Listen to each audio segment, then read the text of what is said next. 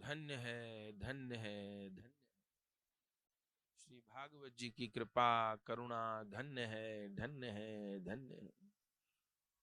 कथा सत्संग की सेवा तो अनेकों वर्षों से संपन्न हो रही है। हमने कभी गिनती तो नहीं की, लेकिन अगर समस्त भागवत जी की कथा, भक्तमाल की कथा, श्री राम कथा, 2 दिवसीय सत्संग, 4 दिवसीय सत्संग, 1 दिवसीय सत्संग, ऐसे सब अगर गिनती करें तो हजारों में कथा सत्संग की संख्या हो जाएगी। तो सत्संग की कथा की सेवा तो निरंतर चलती रहती है, पर ये जो सुजानगढ़ में कथा चल रही है 17 जनवरी से 23 जनवरी पर्यंत, इसमें एक अलौकिक घटना घटी है। और इतनी अलौकिक घटना घटी है कि ऐसे तो प्रभु की कृपा का निरंतर ही अनुभव होता है, गुरुदेव की कृपा से, पर कुछ अविस्मरणीय घटनाएं हैं जिनको कभी नहीं भूलते। उनमें ये और घटना जुड़ गई सुजानगढ़ की। 17 तारीख से कथा प्रारंभ थी, खूब आनंद पूर्वक संपन्न हुई। उस कथा में जो मुख्य इच्छुक थे, प्रेरक थे, उस परिवार के सबसे छोटे भाई सुरेश भैया, वो हमारे बहुत पुराने सत्संग के सेवक संगी रहे हैं।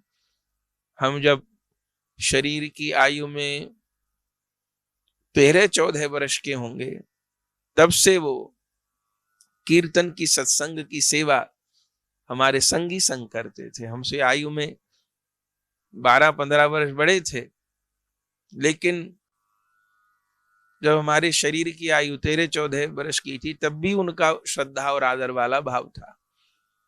और इतना पुराना परिचय, निरंतर सत्संग की कथा की सेवा में वो रहते ही थे।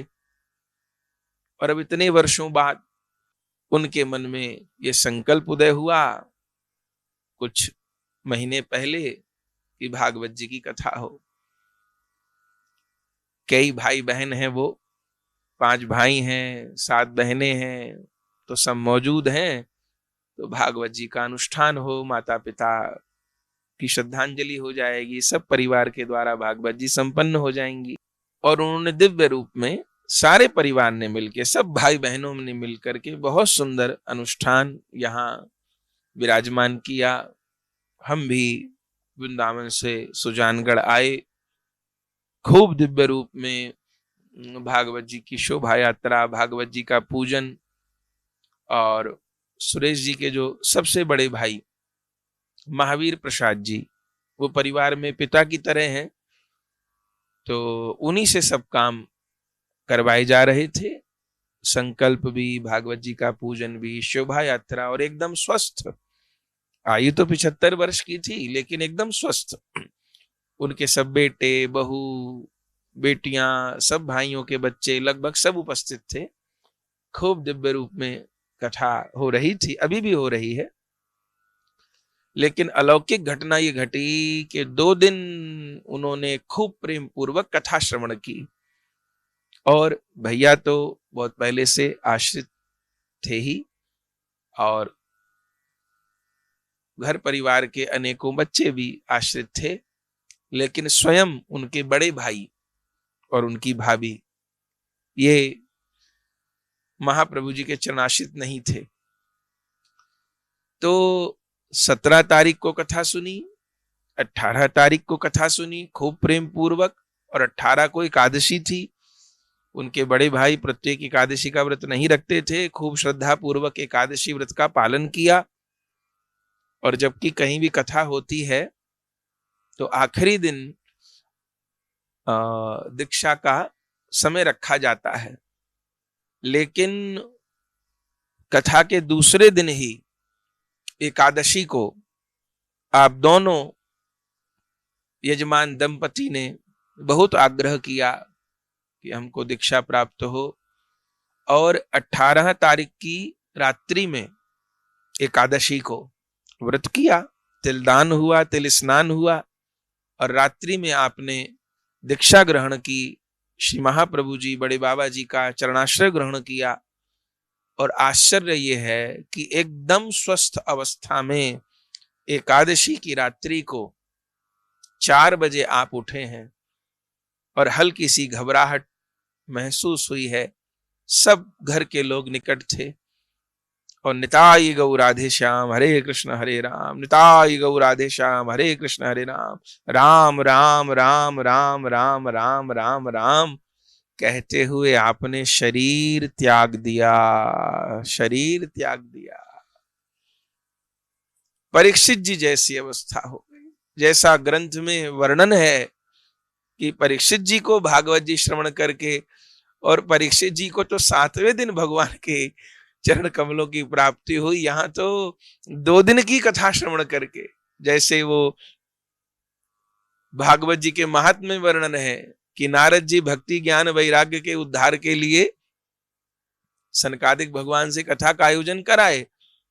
तो सनकादिक भगवान ने तो ये कहा कि भागवत जी का सप्ताह कराओ तो ज्ञान वैराग्य की मूर्छा दूर हो जाएगी, भक्ति महारानी प्रसन्न हो जाएंगी। लेकिन महात्म्य में वर्णन है कि 7 दिन नहीं, पहले दिन कथा हो रही थी और मंगलाचरण हो रहा था, ज्ञान वैराग्य की मूर्छा दूर हो गई, भक्ति महारानी प्रसन्न हो गई, तीनों माँ बेटा कथा में नृत्य करने लगे। ऐसे अलौकिक घटना घटी है बंधुओं कि 2 दिन की कथा श्रवण करी और पूर्ण स्वस्थ अवस्था में राम कृष्ण नाम उच्चारण करते हुए एकादशी की रात्रि में, एकादशी पूर्ण नहीं हुई थी, आपका महाप्रयाण हो गया। स्वयं यजमान का, जो परीक्षित बने हैं, जिन्होंने संकल्प किया है, भागवत जी को माथे पर पधराया है, पूजन कर रहे हैं, कथा के बीच में भगवत प्राप्ति हो रही है भगवान नाम उच्चारण करते हुए। और एक दिन पहले रात को जब चरणाश्रय ग्रहण किया श्री महाप्रभु जी का, तो हमसे बोले कि महाराज जी मेरा जीवन सफल हो गया, गुरुदेव मैं धन्य हो गया, अब मुझे कोई अभिलाषा बाकी नहीं रही, आप मिले तो बहुत देर से हमको, ऐसा वो अपने भाव व्यक्त कर रहे थे। 75 वर्ष की आयु है पर मैं धन्य हो गया, मैं पूर्ण हो गया, ऐसे उन्होंने भाव व्यक्त किए। रात को 10:30-11 बजे तक पास बैठे रहे, सत्संग होता रहा, और बस फिर 2-4 घंटे विश्राम किया होगा कि सवेरे 3:30-4 बजे तो राम कृष्ण राम राम कृष्ण कृष्ण निताई गौ राधे श्याम हरे कृष्ण हरे राम। किसी को लगा गैस हो गई है, किसी को लगा क्या है, बस गाड़ी में बैठा करके अस्पताल तक पहुंच नहीं पाए कि भगवान नाम उच्चारण करते करते शरीर त्याग दिया। ये बात हम इसलिए कह रहे हैं कि परिवार को दुख है और दुख होगा भी। इतना आयोजन किया था, सब तैयारी की थी, सब घर परिवार एकत्र था, दुख तो होगा ही।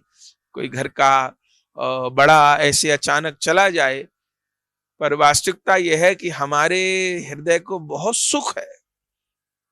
सुख इस कारण है कि ऐसी गति तो ऋषि मुनियों की होती है, ऐसी गति हो, ऐसी विधि से प्राण छूटे, ये तो संत लोग, बड़े बड़े संत लोग कामना करते हैं। तेरा नाम निकले मुख से, मेरे प्राण निकले सुख से, बच जाऊं घोर दुख से। जब प्राण तन से निकले, जब ये खबर आई तो सुरेश भैया दौड़े दौड़े हमारे पास आए, गोद में सिर रख के रोने लगे। हम समझ गए, तब बस एक ही बात कही कि अनुष्ठान नहीं रुकना चाहिए। और घर वालों की भी हम प्रशंसा करेंगे, धन्यवाद के पात्र हैं। नहीं तो घर परिवार में सबकी एक जैसी तो मति नहीं होती। कोई ये भी कह सकता है कि भाई अब क्या होगा, कथा से ऐसा होगा, पर जब हमने समझाया सबको बात समझ में आ गई। और आज भी पूरा परिवार, आप सोचिए, बस इतना हुआ कि चूंकि सवेरे परिवार छूटा तो एक पुत्र दिल्ली था, उसको आने में समय लग गया, तो जो 2 बजे से कथा होती थी वो आज रात्रि 8 बजे से हुई, क्योंकि 4 बजे तो उनका अग्नि संस्कार ही हुआ। हम सब भी कीर्तन के साथ गए, साथ में राधा रमण जी का प्रसादी वस्त्र था, वो उनको पहनाया गया, प्रसादी माला ब्रजरज शरीर पर मंडित की गई, महाप्रसाद मुख में दिया गया और वैष्णव जन कीर्तन करते हुए उनको लेकर के गए, उनके शरीर को अग्नि में समर्पित किया गया। और घर परिवार के लोग 6:30-7 बजे लौट करके आए होंगे। और ये भागवत जी की कृपा है कि तुरंत स्नान आदि करके, जबकि पहले दिन से प्रसाद भी किसी ने नहीं पाया था, पहले दिन तो एकादशी थी, थोड़ा बहुत कुछ फलाहार लिया था और अगले दिन बस महाप्रसाद से पारण ही कर पाए कि ये घटना हो गई, तो दिन भर प्रसाद भी नहीं पा सके और रात्रि में बस स्नान करके कुछ लिया होगा नहीं लिया होगा, फिर 8 बजे कथा में उपस्थित हो गए। बहुत मन आह्लादित हो रहा है। तीसरे दिन की कथा में भी हमने सब वृतांत कहा है, पर कथा के बाद कमरे पे आए, फिर हमारे मन में आह्लाद हो रहा था। फिर हमको लगा कि अपने तो सब वैष्णवों को हम इस अपने मन के इस अहलास से जोड़ें। भैया शरीर तो सबका छूटना है, मेरा भी छूटना है, आपका भी छूटना है, सबका छूटना है, पर ऐसा सौभाग्य, ये तो महासौभाग्य है। इसलिए हमने घर वालों को यही बात कही कि दुख का तो समय हो सकता है, हाँ, परिवार का जन चला जाए तो दुख तो होगा, ये दुख का समय हो सकता है पर दुर्भाग्य का समय नहीं है, ये महासौभाग्य का समय है, उत्सव मनाने का समय है। सब लोग कथा में सम्मिलित हुए, सबने कहा नहीं नहीं कथा तो पूर्ण होगी, जो होना था सो हो गया। बड़ी प्रसन्नता की बात है, अद्भुत अद्भुत। हमारे जब शरीर की 5 वर्ष की आयु थी तब डोंगरे जी महाराज की हमने कथा सुनी थी, अनेकों बार कहते हैं, तो वहां ये देखा था हमने, 8 दिन कथा हुई, रोज एक व्यक्ति पंडाल में कथा विश्राम पर शरीर छोड़ता था, लगता था धन्य है इनके भाग। लेकिन आज अपने यहां भी कथा में इस प्रत्यक्ष भाव को देखा, कोई रोग नहीं, कोई तकलीफ नहीं, पूर्ण स्वस्थ और रामकृष्ण नाम उच्चारण करते हुए महाप्रयाण किया, भगवत धाम को गमन किया। और ऐसा भी नहीं कि उससे पहले वो कोई बहुत बड़े भजनानंदी थे या पूरे दिन कोई साधना में ही रहते होंगे। वैष्णव तो जीवन के अंतिम दिन बने, कोई ऐसा नहीं, जैसे मध्यम वर्गीय परिवार होता है, गृहस्थ का पालन, इसी प्रकार बाल बच्चों के बीच रहते थे। लेकिन कितनी कृपा, कितनी कृपा, हम तो बार बार सोच रहे हैं इतनी कृपा कैसे हो गई। तो एक ही बात समझ में आ रही है कि भागवत जी की कृपा हुई है। श्रीमद् भागवत जी कितनी दयालु है, कितनी दयालु है। वो जो वर्णन है महात्मा के श्लोक, सदा सेव्या श्रीमद् भागवती कथा यस्य श्रवण मात्रेण हरिश्चित्तम समाश्रयेत्, ये श्लोक आज सत्य हो गए महात्मा के। भागवत जी भवसिंधु से पार कर दिया। एक सामान्य मध्यम वर्गीय परिवार, बाल बच्चों के बीच रहने वाले, और क्या सदगति पाई है। मन आह्लादित हो रहा है भागवत जी की करुणा को देख करके, संत सदगुरु की करुणा को देख करके मन आह्लादित हो रहा है। ऐसी सदगति तो सब किसी को प्राप्त हो, कहां ऐसा अवसर प्राप्त होता है। भगवान नाम का उच्चारण करते हुए 2 दिन की कथा सुनी और दूसरे दिन कथा में कपिल देवहूति संवाद हुआ, तो खूब 1.5 घंटे तक ध्यान का प्रकरण चलता रहा। तो खूब ध्यान किया मन लगा करके। रात को हमारे पास आए तो रोते रोते आंसू पूछते पूछते बोल रहे थे, महाराज जी आज तो खो गए हम। कह रहे थे, गुरुदेव हमने तो पहली बार ही ये ध्यान का प्रकरण सुना और खूब मन प्रसन्न हो गया, आज तो मैं धन्य हो गया, पूर्ण हो गया।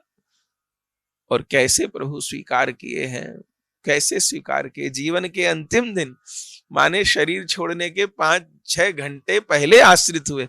हमने ये भी कहा कि अभी तो 23 तक कथा है, तो 22-23 को रखते हैं। बोले नहीं, आज एकादशी है और कल हमारे पिताजी की पुण्यतिथि है, द्वादशी को उनके पिताजी की पुण्यतिथि।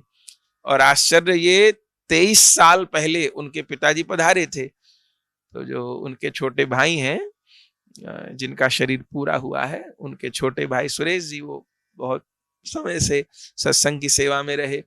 तो जब उनके पिताजी का शरीर पूरा हुआ था तो बहुत आग्रह किया था। उस समय तो हम 19-20 वर्ष के थे और जाते भी नहीं थे इतना बाहर, पर आग्रह पूर्वक लेके आए थे। तब इन्हीं तिथियों में उनके पिताजी का उत्सव हुआ था और खूब कीर्तन सत्संग हुआ था, आज तक घर वाले याद करते हैं। लेकिन आज उसी तिथि पर और हम उपस्थित हैं, माने कथा के कारण, और फिर कीर्तन सत्संग हुआ। आज उनके पिताजी की भी तिरुभाव तिथि है और आज के दिन वो महावीर प्रसाद जी भी महावीर राधा रमण के चरण कमलों को प्राप्त कर गए। बड़ी करुणा, निताई गो राधे श्याम लेते हुए हरे कृष्ण हरे राम कहते, राम कृष्ण नाम का उच्चारण करते हुए धन्य है। ऐसे महाप्रयाण को, ऐसी सदगति को तो प्रणाम करते हैं, प्रणाम करते हैं, प्रणाम करते हैं। श्री राधे श्याम। ये भगवत